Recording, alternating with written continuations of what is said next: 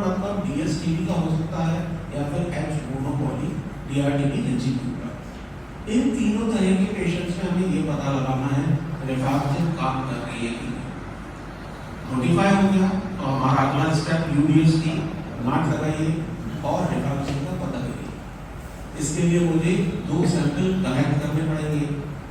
Collect 2 specimen and test for the resistance to the RH and FQ और other drug as needed. 3 का तो हमें पता करना ही करना है। R पता लगने के बाद यदि रेजिस्टेंस है तो हम आगे बढ़ें और R रेजिस्टेंस नहीं भी है तो भी मुझे फर्स्ट लाइन एलपीए कराना है, तो क्योंकि मुझे आईएनएच का पता है, ठीक है। और एफक्यू क्योंकि हम ये पीएचडीआर को भी देने वाले हैं बीपाल एम्प्रेजिडेम, इसलिए हमें एफक्यू का भी पता करते हुए चलना है, जो कि मुझे सेकेंड लाइन एलपीए से पता चलेगा। ओके, 2 सैंपल इसलिए लेने हैं। पहला सैंपल आपका सीमिनेट पे लगेगा जिसमें रिफैक्सिन आपको पता चल जाएगा, और दूसरा सैंपल अपने आप लैब लगा देगी एलपीए के लिए। इसलिए हर मरीज से हमारी कोशिश ये रहनी चाहिए कि सैंपल 2 करें। एक सैंपल अगर भेजोगे तो फिर एलपीए रह जाएगा। सैंपल लगा दिया, नाट रिजल्ट आ गया, राइट हैंड साइड देखिए, यहाँ रिजल्ट है MTB positive rifampicin resistance not detected. MTB पकड़ के आ गया लेकिन रिफैक्सिन रेजिस्टेंस नहीं आया, तो अगला स्टेप मेरा है कि इसका डीएसटीबी का इलाज शुरू कर दूं, जो कि 6 महीने का है, 2 महीने की आईपी, 4 महीने की सीपी, साथ में फर्स्ट लाइन एलपीए का करा दूं ताकि एच का स्टेटस मुझे पता चल जाए, क्योंकि हम 4 दवाई दे रहे हैं एच आर पता है सेंसिटिव है लेकिन एच का अभी नहीं पता, इसलिए फर्स्ट लाइन एलपीए के लिए सैंपल लेना है और लगाना है। अगला स्टेप, फर्स्ट लाइन एलपीए से मुझे पता चला कि एच रेजिस्टेंस डिटेक्ट हो गया, तो डीएसटीबी का इलाज हम बंद कर देंगे और एच मोनोपॉली डीआरटीबी रेजिमेंट पे आ जाएंगे, जो कि 6 से 9 महीने का है। 6 से 9 नहीं कह सकते इसको, या 6 महीने का है या 9 महीने का है, ठीक है।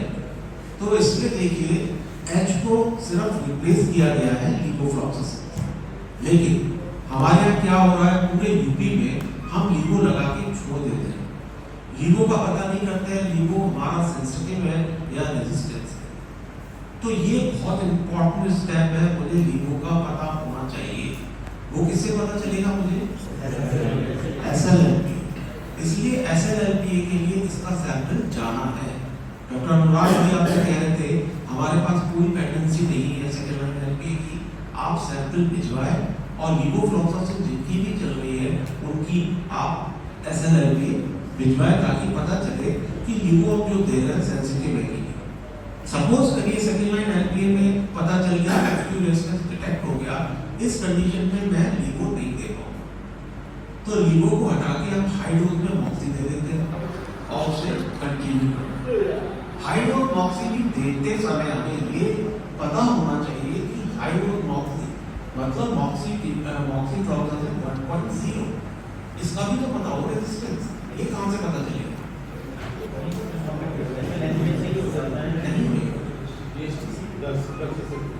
डीएसटी का आप कुछ बोल रहे थे संदीप? हाँ था सेकेंड लाइन एलपीए में कैसे पता चलेगा?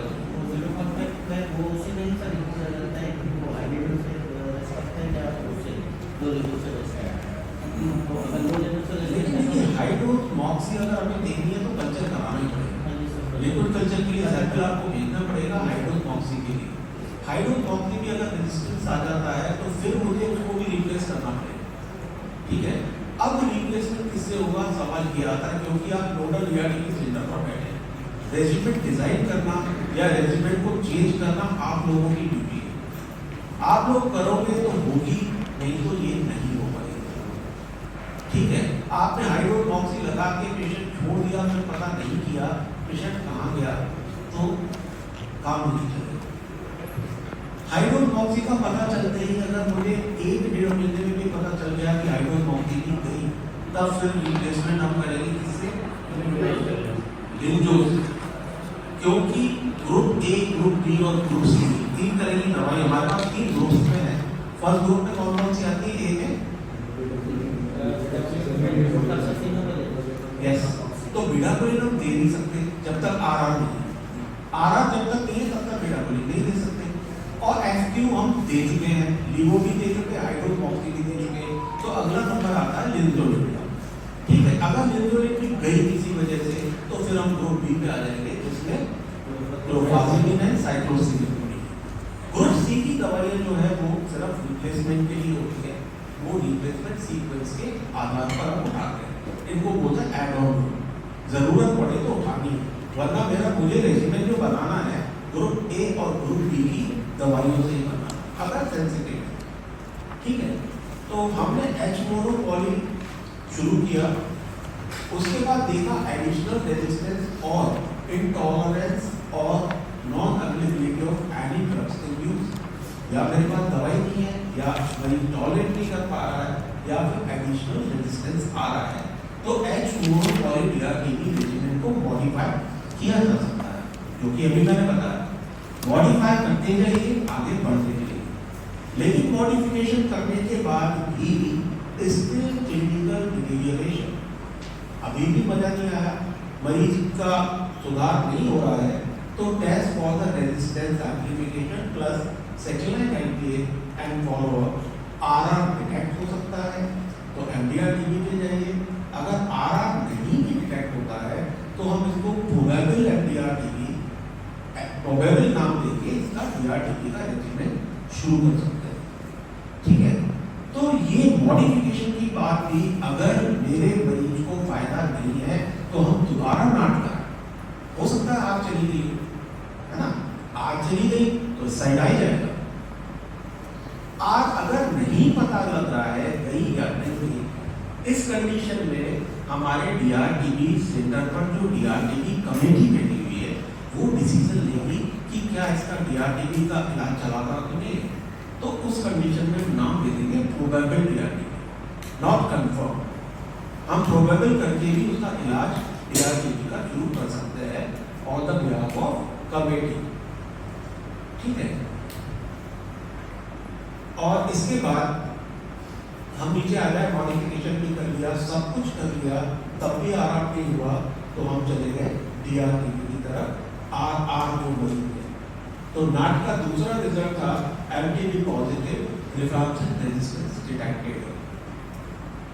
तो यहाँ पे मुझे एज देखनी है, अगर 14 साल से कम है तो हम बीपाल की तरफ ना जाए, 14 साल से ऊपर है तो एलिजिबिलिटी फॉर द बीपाल एम हम उसको देखें, क्या बीपाल एम के लिए ये एलिजिबल है कि नहीं। एलिजिबिलिटी क्राइटेरिया अभी आएंगे इंक्लूजन क्राइटेरिया, अगर यदि मरीज मेरा एलिजिबल है बीपाल एम के लिए तो हम बीपाल पे जाएं, नहीं है तो हम शॉर्टर पे जाएं, शॉर्टर के लिए भी एलिजिबल नहीं है तो हम लॉन्गर पे जाएं। ठीक है,